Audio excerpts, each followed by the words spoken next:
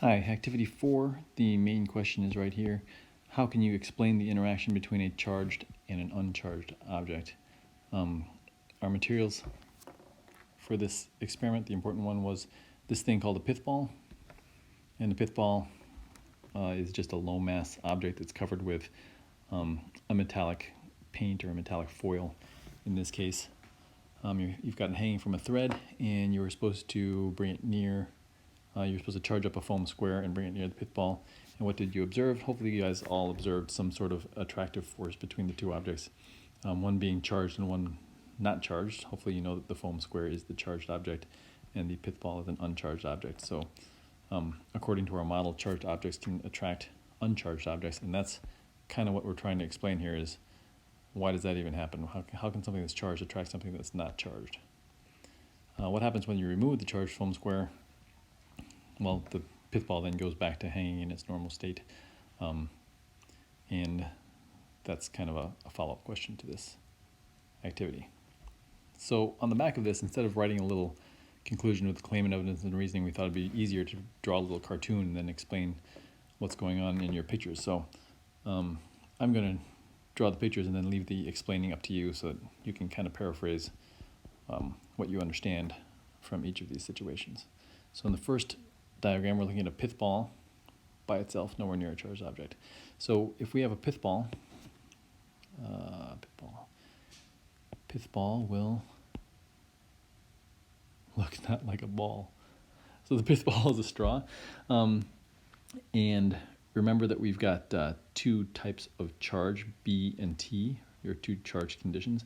And the way we envision this charge condition is that objects objects contain pieces of charge, pieces of B charged particles and T charged particles, and it's the relative number of these particles that determines the charge condition of the object. So since this neutral pith ball is uncharged or neutral, then we are saying that there are equal numbers of B and T charges. And the way I'm going to draw them is I'm going to put them kind of evenly distributed around this pith ball. I've got 4 B's and 4 T's, and they're just kind of spread out throughout the pith ball. The next thing that happens is we look at a neutral foam square by itself. So here's my foam square.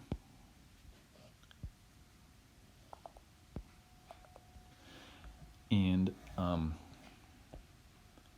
this is also neutral, so again we've got the same number of charged particles. And I'm just going to draw a bunch of B's. How many is that? 1, 2, 3, 4, 5, 6, and 8. No, 1, 2, 3, 4, 5, 6, 7, 1, 2, 4, 5. So I must have the same number of T's. Okay.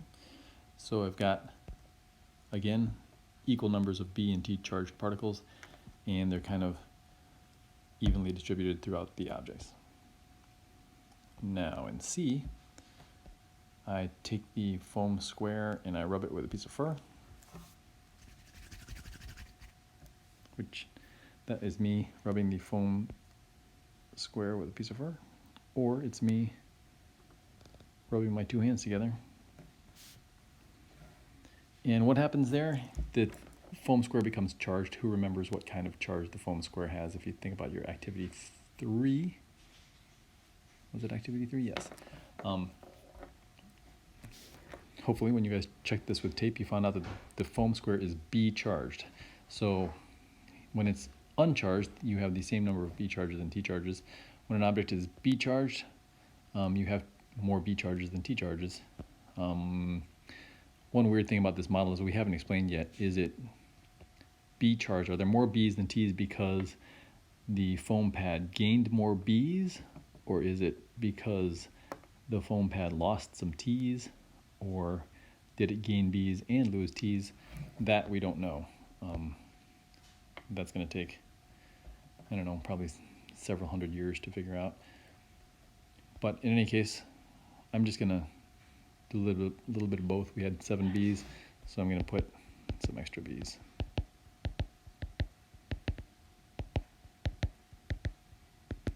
Wow. And we had 7 T's, so I'm going to draw a few less T's. Okay, something like that, just to show that there are more B's than T's on this foam pad, so now it is B charged. And now, what happens when you bring the foam square and the pith ball together? What I really don't want to do is draw this mess over again. So I'm going to see if I can cheat a little bit. Oh, I can. Sorry, you guys are going to have to draw that mess over again. But let's look at the pith ball in this case. Okay, so the pith ball is here.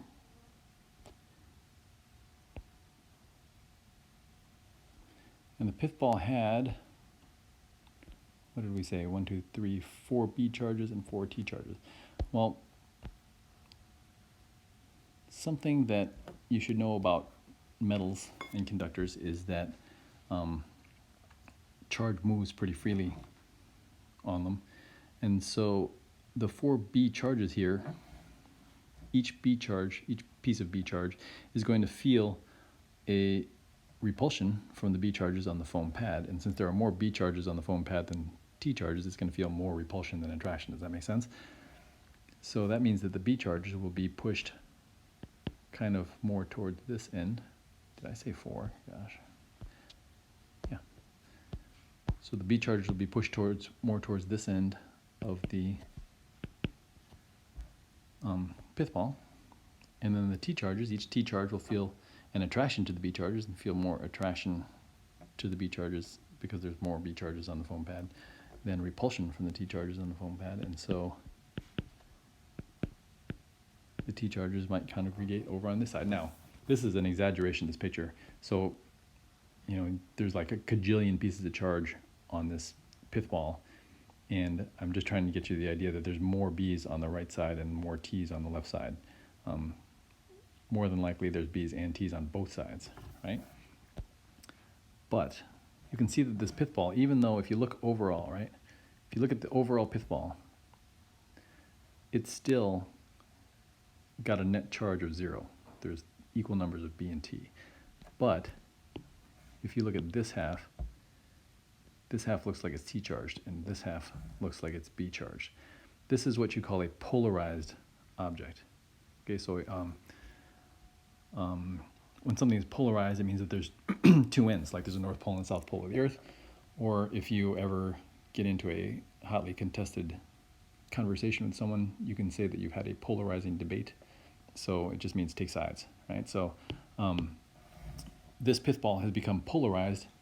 It looks like the left half is T charged and the right half is B charged. And that's simply because these mobile pieces of charge are sliding around on the conductive surface of the pith ball, and the B's are repelled from the foam pad and the T's are attracted to the foam pad. That, by the way, is the new term for the day. Polarized, right? So hopefully you get the idea of what polarized means from this picture. You got one end that looks B charged, one end that looks T charged. Now what does that mean? It tells you that if you look at this carefully and you think about it a little bit, I'm going to leave the thinking to you over in this space over here, right? Why is this pith ball attracted then to that foam pad, right? We're going to have a net force overall on this object. If this is my pith ball, right? What we see is that the net force is that way. Why? Okay, so think about that in your answer when you're writing your consensus on a separate page.